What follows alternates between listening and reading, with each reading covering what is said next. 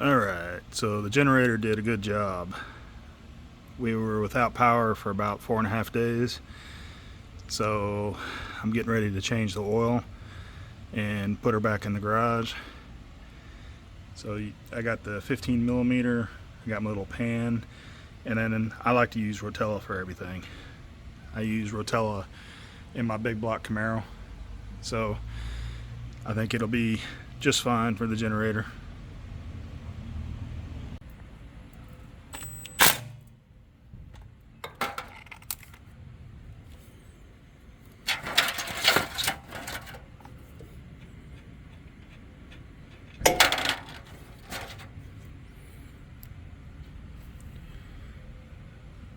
These things don't really hold a whole lot of oil, so I'm only expecting about a quart, maybe less. I have to go look up the measurements.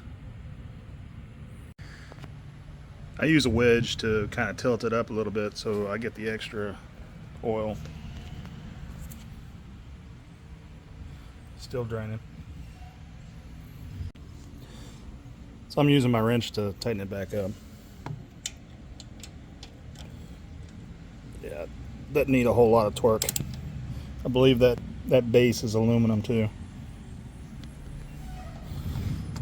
And that should be good. And you can kind of see the oil's pretty dirty.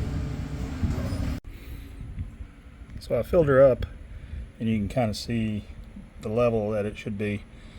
And I've already checked it once, and it's right between the low and the high, more on the high side on the dipstick. So I don't know if you can see that,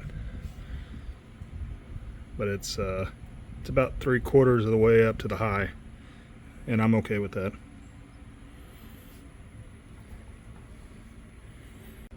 Don't forget to disconnect your battery. Off camera, I also inspected the air filter, spark plug and spark arrestor. All were fine, no maintenance needed for those items.